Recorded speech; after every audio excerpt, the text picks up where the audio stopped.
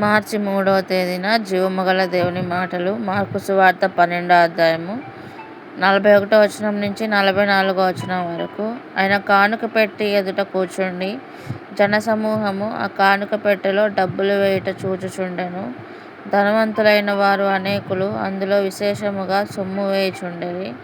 ఒక బీద విధవరాలు వచ్చి 2 కాసులు వేయగా ఆయన తన శిష్యులను పిలిచి, కానుక పెట్టెలో డబ్బులు వేసిన వారందరికంటే ఈ బీద విధవరాలు ఎక్కువ వేసినని మీతో నిశ్చయముగా చెప్పుచున్నాను. వారందరూ తమ కలిగిన సమృద్ధిలో నుండి వేసిరి గాని ఈమె తన లేమిలో తనకు కలిగినదంతయు అనగా తన జీవనమంతయు వేసెనని చెప్పెను.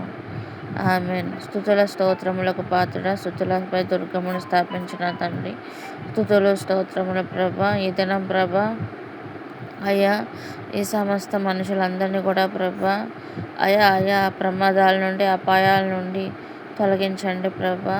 శోధనలో పడకుండానట్లు మీరు కృప చూపించండి దేవా.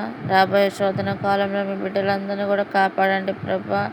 మీరు అక్కడ దగ్గర పడుతుండగా, మీ రాజ్యం వస్తుండగా తండ్రి, మీ బిడ్డలందరినీ కూడా ప్రభా మీరు రెక్కల చాటున దాగు చేయమని, పరిశుద్ధపరచమని, పరిశుద్ధాత్మతో ముద్రించమని నజరేయుడైన యేసుక్రీస్తు నామములో తండ్రి అడిగి వేడుకుంటున్నాం ప్రభా. ఆమేన్, ఆమేన్, ఆమేన్.